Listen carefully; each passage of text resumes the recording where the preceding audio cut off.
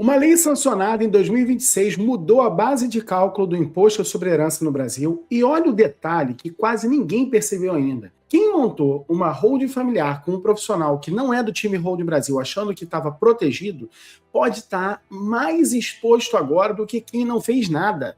Nesse vídeo, eu vou te mostrar 3 coisas. O que a lei complementar número 227 mudou de verdade, sem o sensacionalismo que está rolando por aí, beleza? Onde mora a armadilha para quem trabalha com holding familiar e o que ainda dá para fazer enquanto os estados não regulamentarem as faixas em que vai funcionar o novo ITCMD. Esse vídeo é para você que é advogado ou contador, que já trabalha com holding familiar ou quer trabalhar e que não pode se dar o luxo de aplicar uma estrutura montada para um cenário que acabou. Porque quem erra aqui não erra sozinho. Quem paga pelo erro é a família do cliente logo ali na frente. Então, antes de eu continuar, se inscreve no canal e ativa o sininho, porque toda semana eu trago técnicas de holding familiar de verdade, sem improviso. E esse conteúdo aqui você não vai querer perder. Meus amigos, para entender o tamanho da mudança, você precisa saber como era antes. O ITCMD, que é o Imposto sobre Herança e Doação, ele sempre foi uma espécie de bagunça organizada. Cada estado ele cobrava do seu jeito. E a Constituição, ela já mandava que esse imposto fosse progressivo desde 1988. Mas faltava uma lei complementar para obrigar todo mundo a seguir a mesma regra. Essa lei, ela nunca vinha. Em 2026, ela veio. É a Lei Complementar número 227. E para explicar isso melhor, eu separei essa aula em 3 pontos que mudam o seu trabalho.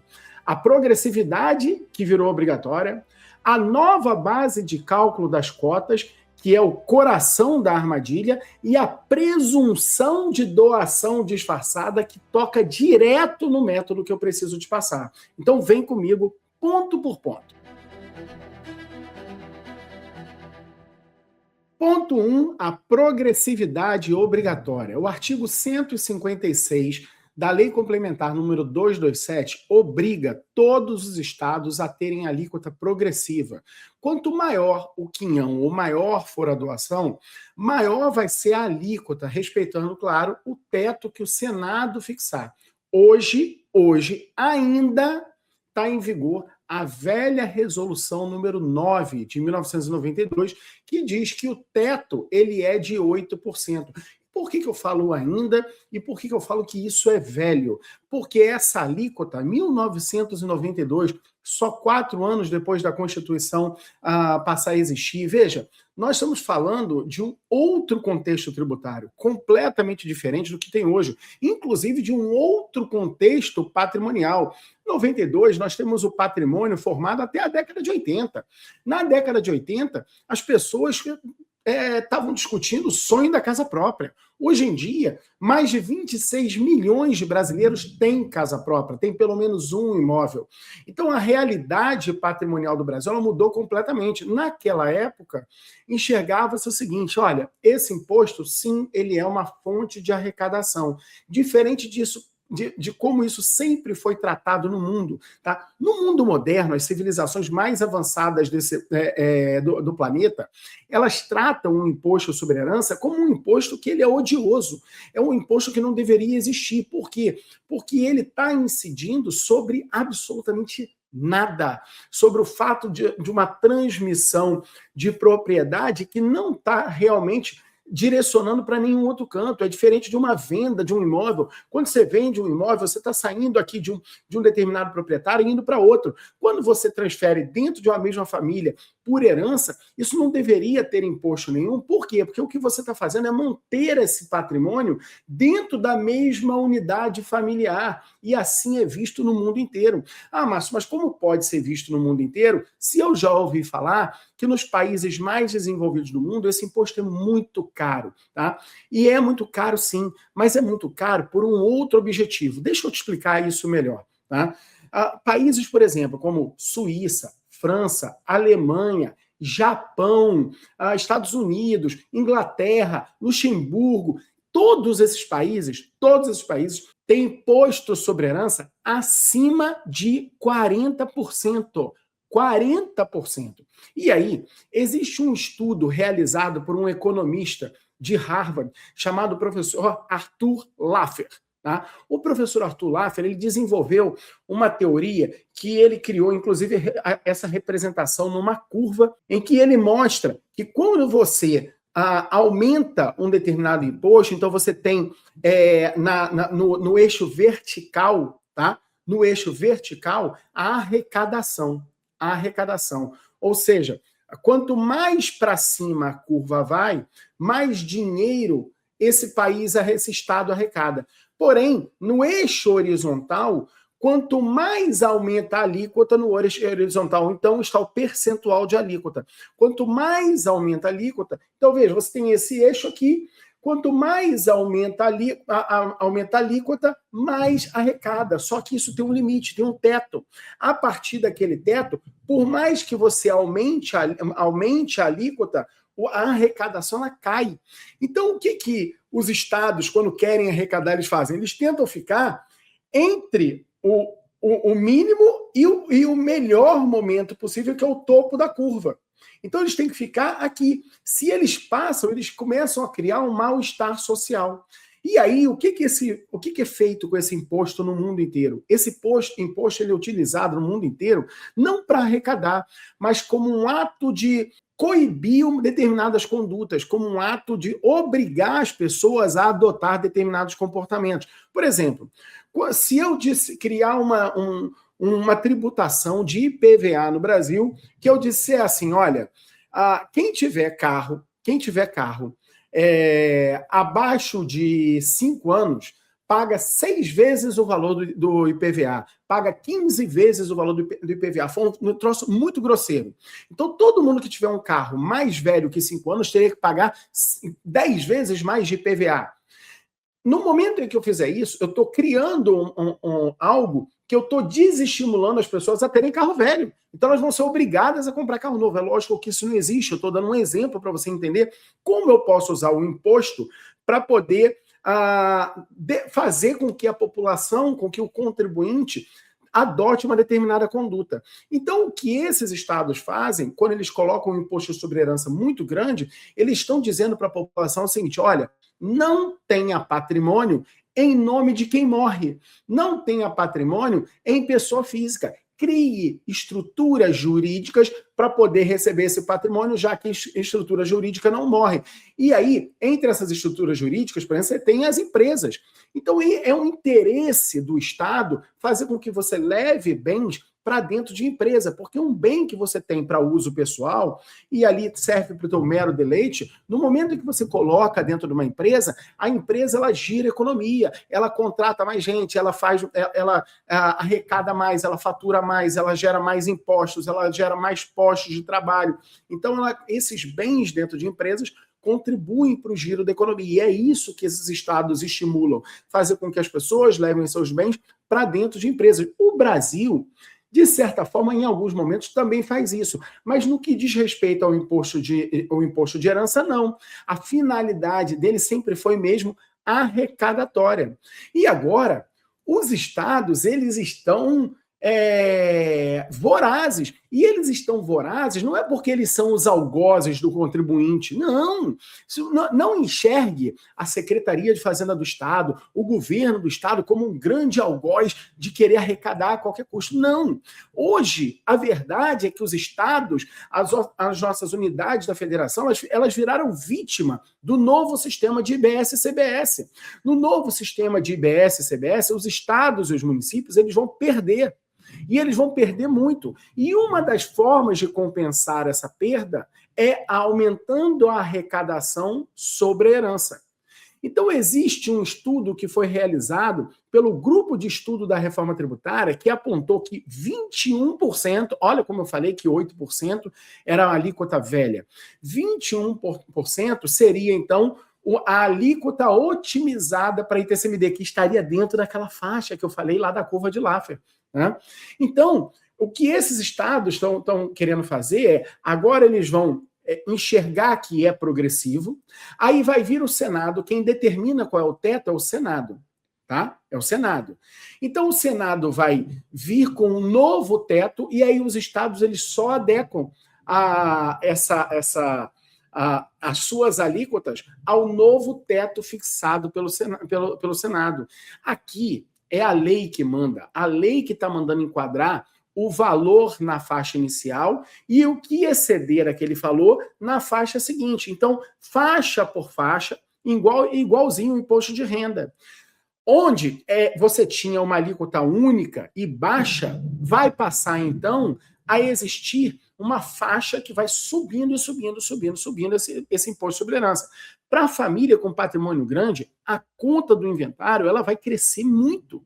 E cresce muito mesmo, e ficar parado vai ser a pior alternativa que essas famílias vão ter. E veja, nós não estamos falando de família de bobo, nós estamos falando de famílias que formaram patrimônio. Em geral, são famílias muito bem instruídas, muito bem informadas, e estão começando a perceber que vão sofrer com esse impacto. Daí nasce, então, uma enorme procura no novo cenário por holding familiar. O ponto número 2 é a nova base de cálculo das cotas. É aqui que mora a armadilha. Durante anos, muita gente montou holding familiar pensando assim: eu transmito a cota pelo valor histórico, lá embaixo, tá? Normalmente o valor que está lá na declaração de imposto de renda é um valor muito mais baixo, e pago pouco imposto. Tá? O imposto de transmissão por doação vai ser muito mais barato do que se esperar a herança, que então ia incidir sobre o valor de mercado desses bens. Então, um imóvel comprado, por exemplo, por 300 mil em 1990, que hoje vale R$1,5 milhão de reais, ele fica registrado pelo valor antigo. A cota, ela valia, então, muito pouco no papel, porque quando você passa isso lá para dentro da empresa, você entra com esse valor por 300 mil. Então, o imposto de doação de cotas, ele acaba saindo bem pequeno, e ficava vantajoso para as famílias fazer isso. Agora, olha o que o artigo 154 da Lei Complementar 227 fez. A base de cálculo do ITCMD sobre cota não é mais o valor nominal. A lei, ela manda usar, no mínimo, o patrimônio líquido ajustado a valor de mercado dos ativos e passivos. E, gente, eu discordo, mas totalmente disso. Totalmente. Mas é a regra. E ainda acrescenta o valor de mercado do fundo de comércio. Traduzindo, aquele imóvel ele vai ser avaliado por R$1,5 milhão, não mais por 300 mil. Então, quem montou a holding com quem não é membro do time Holding Brasil só para transmitir cota barata, levou um susto. A estrutura ela foi desenhada para uma regra que já não existe mais, que já não funciona. Então, quem mantém uma estrutura assim está fadado a ter que pagar mais imposto. Você pode ter certeza disso. Tá? Então, o melhor caminho é sair desse improviso e começar a enxergar como é o método de fazer da maneira correta, a maneira que não expõe o seu cliente. O ponto de número 3 é a presunção de doação disfarçada. Esse aqui é o que separa quem tem método de quem improvisa. A Lei Complementar 227, ela trouxe uma presunção nova, no artigo 147. Então, quando alguém transmite uma cota dizendo que foi compra e venda, mas o comprador não comprova a capacidade financeira, ou é uma pessoa vinculada ao verdadeiro destinatário, a lei ela presume que aquilo foi doação disfarçada. Cara, isso é muito louco. E ela vem, cobra ITCMD. Agora, pensa no sistema de 3 células de holding familiar. Quando a célula destino ela compra as cotas ordinárias de uma célula veículo, isso precisa ser uma compra e venda de verdade, com dinheiro de verdade, saindo de verdade de dentro da conta da célula destino e indo parar na conta do papai lá que vendeu as cotas ordinárias para a célula destino. E mais, precisa ter comprovada a capacidade financeira daquela empresa de adquirir aquelas cotas por quanto elas valem. E eu vou dizer mais, você precisa ter, inclusive, um laudo pericial contábil para instruir essa operação. A parte boa é que se você não fez um laudo pericial contábil ainda, né, e você buscar um perito contábil que faça isso, ele vai conseguir espelhar isso agora. Ah, Márcio, mas vai fazer retroativo? Não. O laudo ele pode ser feito depois falando o quanto vale aquilo que foi feito na época. Isso não tem problema nenhum. Tá? Agora, sabe o que isso significa? Significa que aquilo que eu sempre ensinei como método acabou hoje virou texto expresso de lei. Não dá para fazer de outro jeito. Compra e venda de cota sem pagamento real, agora a própria lei presume que é doação. Quem fazia na base do improviso, passa a cota e pronto, caiu numa armadilha que antes era risco e agora é uma presunção legal. Não tem para onde fugir. Agora eu quero falar dos erros que eu tenho visto, mas antes, se até aqui isso já fez sentido para você, curte esse vídeo. Isso ajuda esse conteúdo a chegar em mais profissionais que querem trabalhar com holding sem colocar o cliente em risco. Então vamos lá. O erro número 1 é achar que a holding antiga, feita no improviso por quem não era membro do time Holding Brasil e não dominava o método, agora ainda protege. Estrutura montada para regra velha, sem uma revisão, ela pode custar mais do que você não ter holding nenhuma. O cliente, ele paga manutenção da empresa sem nem mesmo o benefício que justificou abrir. Então, presta atenção nisso. Você está me ouvindo falar até agora aqui de membros do time Holding Brasil, que eu explique então para você rapidamente do que se trata. O time Holding Brasil é uma comunidade de profissionais que atuam com holding familiar e que se organizam no Brasil inteiro de maneira a trocar experiências e a compartilhar o que funciona, o que não funciona, a tentativa e erro de um para não se replicar em outro lugar, o que um viu um outro profissional errar e não permitir que aconteça. Eles se reúnem, a gente se reúne toda semana para conversar sobre holding familiar. Estão lá dentro, os 50 maiores escritórios de holding familiar do Brasil fazem parte dessa comunidade. Então, quando o cliente busca os membros do time Holding Brasil para poder fazer a sua holding, ele tem a garantia de que a holding está sendo feita com método. E prosseguindo aqui para o erro de número 2. O erro de número 2 é esperar o inventário para descobrir o tamanho do imposto. O inventário, ele é o pior momento para planejar qualquer coisa. A família está devastada e o prazo ele está correndo. Se não for feito um inventário rápido, vai ter que pagar multa e tudo. Então isso é terrível, porque nem sempre, às vezes você tem um patrimônio de 20 milhões de reais, mas você não tem lá liquidez suficiente para poder concluir aquele inventário. Moral da história, tem que vender coisa. Na hora que começa a vender, começa a ter gente que se sente preterida, tem gente que concorda, que não concorda, e começam as confusões. E mesmo onde não tem confusão, às vezes é um herdeiro só, isso não impede um gasto exagerado em razão da falta de liquidez que se tem para fazer o inventário. O erro de número 3 é confiar numa alíquota baixa como se ela fosse para sempre. Meus amigos, esse teto de 8%, ele já subiu no telhado há muito tempo. Há muito tempo. E agora, as secretarias de Fazenda falaram isso com todas as letras. A alíquota almejada é 21%. A progressividade, ela já é uma obrigação legal. A faixa cômoda de hoje, ela pode não existir amanhã. Talvez não exista hoje, quando você estiver assistindo esse vídeo. Talvez hoje, no dia que você estiver assistindo esse vídeo, uma alíquota de 8% já seja coisa velha, coisa do passado. O erro de número 4 é você sair doando bem às pressas, no susto, sem estrutura, doação de bens em vida com reserva de usufruto, ou mesmo doação de cotas com reserva de usufruto sem planejamento prévio. Isso gera um baita de um passivo fiscal agora e problema com o fisco. Doação é uma ferramenta dentro do método quando é necessário. Nem sempre é necessário haver doação de cotas, tá? Não pode ser uma reação de pânico. Beleza? Agora vem a parte que eu mais gosto, agora é a parte que vira o jogo. Os estados, eles ainda estão regulamentando as faixas progressivas internamente. Enquanto isso não fecha, existe uma janela para poder revisar a estrutura do cliente. Reformular a holding desatualizada, você desenhar em vida de forma escalonada e dentro das faixas mais baixas ao longo dos anos, tá? Isso é um bom caminho. Em vez da família ter que pagar uma montanha de ITCMD de uma vez no inventário, ela distribui o impacto ao longo do tempo. Isso é planejamento patrimonial legítimo.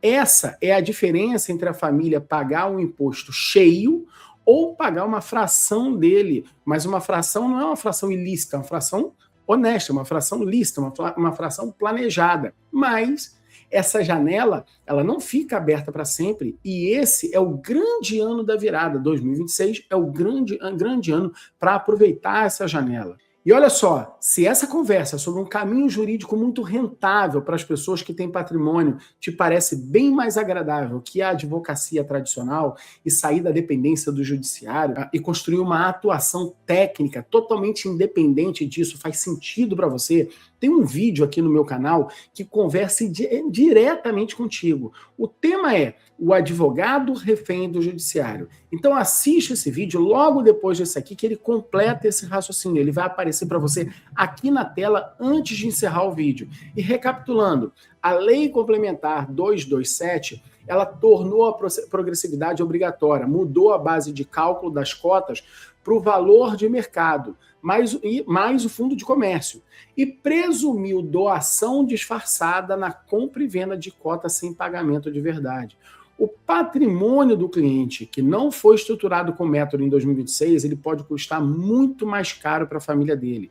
E quem souber estruturar com técnica, vira a referência para esse cliente, porque, como eu digo, holding familiar é método, não é improviso.